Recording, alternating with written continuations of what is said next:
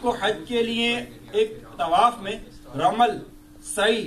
اور اتباع کرنا ہے۔ اب اگر آپ نے احتیاطی طور پر احرام باندھنے کے ساتھ ہی ایک نفل طواف کے ساتھ جو ہے آپ نے رمل کر لیا، یعنی ایک طواف کیا اور اس میں آپ نے رمل بھی کر لیا، اپنا کندھا کھول کے اتباع بھی کر لیا اس میں، اور آپ نے جو نا طواف مکمل کر لیا۔ طواف مکمل کرنے کے بعد چونکہ اب آپ کا یہ اس کے بعد آپ سعی بھی کرنے جائیں گے، تو آپ نے طواف کرتے ہی جو ہے وہ پہلے مقام ابراہیم پر آئے، وہاں 2 رکعت نماز نفل واجب الطواف پڑھی، پھر اس کے بعد آپ ملتزم پر گئے، ملتزم پر جا کر آپ نے دعا مانگی، دعا مانگنے کے بعد آپ زمزم شریف پر تشریف لے گئے، زمزم شریف پیا اور خوب وہاں پر دعائیں مانگی، اور اس کے بعد آپ نے چونکہ حج کی سعی بھی کرنی ہے تو اب آپ حج کی سعی بھی اسی طرح مکمل کریں گے جس طرح سعی ہم نے عمرے کی دیکھی تھی کہ آپ نے ایک مرتبہ استلام کیا حجر اسود کا، اور اس کے بعد حجر اسود کا استلام کرنے کے بعد باب الصفا سے جو ہے مسجد کی حدود سے باہر نکلے، باب الصفا پر آ کر آپ نے دعا مانگی۔ پہلے دعا مانگنا ہے، دعا مانگنے کے بعد نیت کرنی ہے، اور نیت کرنے کے بعد اب آپ نے جو ہے وہ اتر کر صفا سے مروہ کی طرف جانا ہے۔ اس دوران آپ کو 2 سبز میل بھی نظر آئیں گے، اس صفا اور مروہ کے درمیان 2 سبز میل یعنی ایک ایسا حصہ موجود ہے کہ جہاں پر 2 سبز لائٹیں لگائی گئی ہیں، اور اس بات کی نشاندہی کی گئی ہے کہ مسائی کے دوران اس مسا میں یہ وہ مقام ہے کہ جہاں پر آپ نے مردوں نے دوڑنا ہے، عورتوں نے اپنی نارمل چال پر ہی چل کر جانا ہے۔ مرد دوڑیں گے اور یہاں کی ایک مخصوص دعا ہے، اگر وہ یاد ہے تو ٹھیک، نہیں تو اس دعائیں پڑھتے ہوئے درود و سلام پڑھتے ہوئے کہ درود پاک ایسی دعا ہے کہ جو ہر جگہ ہم پڑھ سکتے ہیں، وہ درود پاک پڑھتے ہوئے دوڑتے ہوئے مرد جو ہے یہاں سے اس ایک سبز میل سے لے کر، سبز لائٹ سے لے کر، گرین لائٹ سے لے کر نیکسٹ گرین لائٹ تک جو ہے مردوں نے دوڑنا ہے، وہاں تک دوڑیں۔ جب دوسری لائٹ آئے تو وہاں پر جو ہے پھر دوبارہ نارمل چال میں چلنا شروع ہو جائیں۔ جب آپ مروہ پر پہنچیں گے تو مروہ پر پہنچتے کہ آپ دیکھیں گے کہ لوگ پہاڑی کے اوپر چڑھ رہے ہیں، جیسا کہ ابھی ہم نے امیر اہل سنت سے سنا، تو آپ ایسا نہ کریں، آپ ایسا نہ کیجئے، بلکہ آپ جیسے ہی وہ چڑھائی جو سلوپ ہے وہ شروع ہو، آپ بس اس پر تھوڑا سا چڑھیں، اور وہ تھوڑا سا چڑھنا ہی آپ کا مروہ پر چڑھنا، یا صفا پر جب آپ چڑھ رہے ہیں تو اسی طرح صفا پر تھوڑا سا چڑھنا ہی جو ہے سنت ادا ہو جائے گی اور آپ کا چڑھنا کاؤنٹ ہو جائے گا۔ وہیں پر ایسے ہی آپ تھوڑا سا چڑھیں گے، آپ نے وہاں پر چڑھتے ہی وہیں کھڑے ہو جائیے اور قبلے کی جانب اپنا رخ کر کے آپ نے دعا مانگنی ہے۔ دعا مانگتے ہی جب جیسے ہی مروہ پر فارغ ہوں گے پھر دوبارہ صفا کی طرف چلنا شروع ہو جائیں۔ جب دوبارہ واپس آ رہے ہوں گے تو پھر وہی سبز لائٹیں بیچ میں آئیں گی، سبز لائٹوں کے درمیان میں آپ نے دوڑنا ہے، دوڑتے دوڑتے ہی دعا کرنی ہے، درود و سلام پڑھنا ہے، اور جب آپ صفا پر پہنچیں گے، صفا پر بھی اسی طرح چڑھ کر کہ آپ کو صرف کعبۃ اللہ ایک ایسے مقام سے نظر آئے گا، ایک مخصوص مقام ہے کہ اگر آپ نے تجربہ کر لیا، جیسے امیر اہل سنت نے فرمایا کہ کسی تجربہ کار کے ساتھ جائیں گے تو آپ کو کعبۃ اللہ دکھا دے گا، ورنہ کعبۃ اللہ واقعی عمارتوں کے درمیان ایسا ہو چکا ہے کہ اب دیکھنا مشکل ہے۔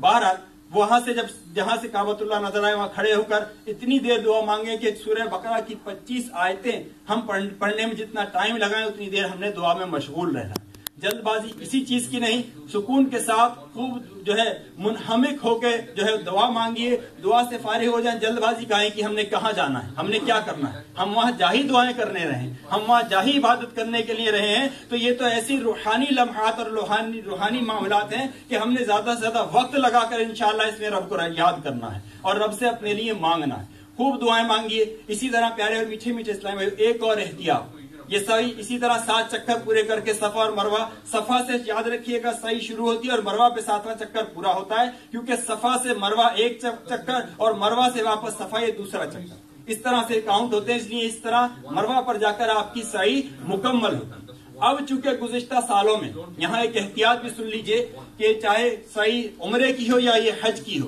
آپ یہ احتیاط بھی سماعت فرما لیں کہ وہاں کی گورنمنٹ نے مسعی کو ایکسپینڈ کیا ہے، مسا کو ایکسپینڈ کیا ہے، اور پرانا مسا جو ابھی ہم نے جو ہے ویڈیو میں دیکھا یہ اب ڈبل ہو چکا ہے، اور بعض علماء ابھی اس پر جو ہے وہ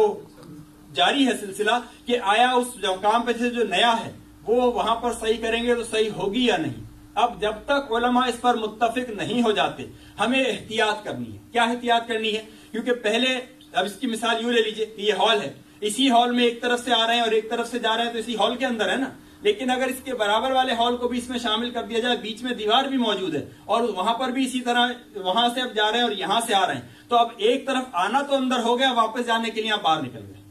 یہی ہوا نا۔ تو اب اس کی احتیاط یہ ہے کہ آپ چونکہ یہ جو وڈتھ ہے یہ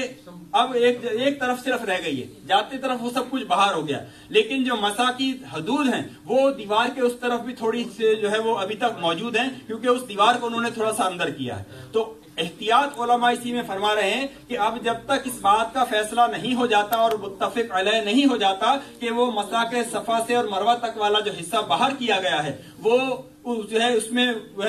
مطلب کہ صحیح کرنا درست ہے یا نہیں، اس کا فیصلہ نہیں جاتا، تو حاجیوں کو چاہیے کہ وہ جب اس حصے میں جا رہے ہوں تو بالکل اپنے لیفٹ ہینڈ سائڈ پہ دیوار کے ساتھ ساتھ چلتے ہوئے چلے جائیں۔ دیوار کے ساتھ ساتھ لیفٹ ہینڈ سائڈ پر چلیں گے تو وہ مسا کے حدود کے اندر ہی کاؤنٹ ہوگا اور آپ کی سعی بالکل درست ہوگی۔ لہٰذا پیارے اور میٹھے میٹھے اسلامی بھائیوں، اس بات کا احتیاط رکھیے گا، ایسا نہ ہو کہ ہم جوش و جذبات میں یہ بھول جائیں کہ وہاں سے دوڑتے ہوئے آئے تھے مروہ سے صفا، اور جب صفا سے مروہ کی طرف جانے لگے تو بیچ میں ہو گئے یا اپنے رائٹ ہینڈ سائڈ کی دیوار کی طرف چلے گئے، تو ایسا نہ ہو کہ مسا کی حدود سے باہر نکل جائے ہماری سعی کے صرف پھر 3 چکر ہوں گے، 7 چکر نہیں ہوں گے، کیونکہ وہی چکر کاؤنٹ ہوں گے جو مروہ سے صفا کی طرف آئے، جو صفا سے مروہ کی طرف جائیں گے پھر وہ کاؤنٹ نہیں رہیں گے۔ لہٰذا جب تک یہ احتیاط ہے اس پر احتیاط رکھیے، آپ بھی احتیاط فرمائیں، دوسروں کو بھی بتائیے گا کہ صفا سے مروہ تک جب آپ جائیں گے تو اپنے لیفٹ ہینڈ سائڈ پر یا تو دیوار کے ساتھ ساتھ چلیے، یا اب انہوں نے جو گاڑیاں چلانے کے لیے جو وہ لوگ ویل چیئرز پر جو ہے نا صحیح کرتے ہیں ان کے لیے بیچ میں بڑا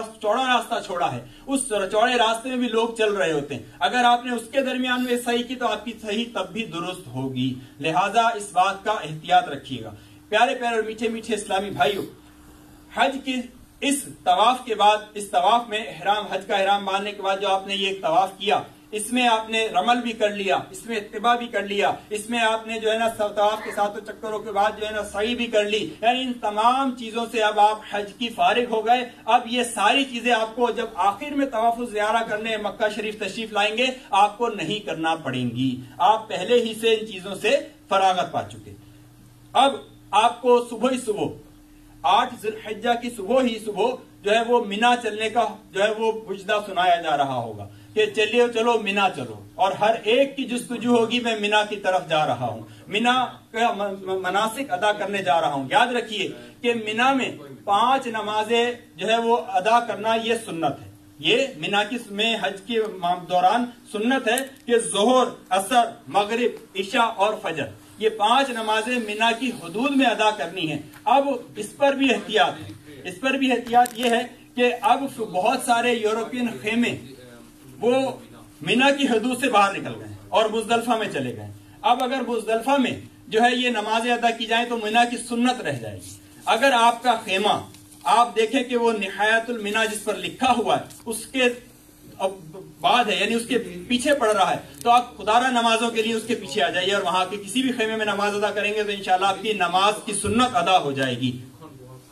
خیمے میں رہ سکتے ہیں لیکن نماز کی سنت کے لیے مینا میں نماز پڑھ کے پھر واپس چلیں۔ ہاں، خیمے میں رہنا مسئلہ نہیں، لیکن نماز کی سنت ادا کرنے کے لیے مینا کی حدود میں آئیے اور مینا کی حدود میں آ کر وہاں نماز ادا کر لیں اور وہاں نماز پڑھ کر پھر دوبارہ اپنے خیمے میں آپ جا سکتے ہیں۔ اب جب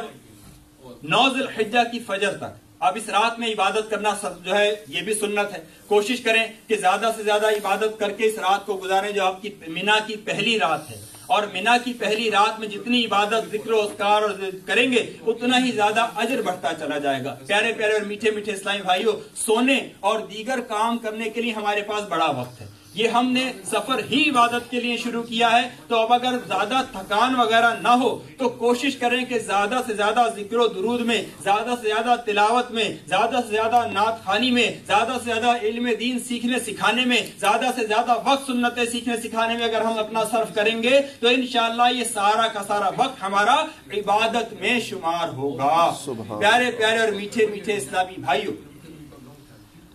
8 ذی الحجہ کی صبح ہی سے سورج نکلنے کے ساتھ ہی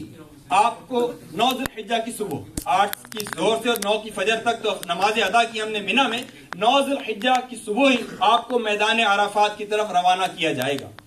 میدان عرفات جانے کے لیے بہت ساری پریشانیوں کا سامنا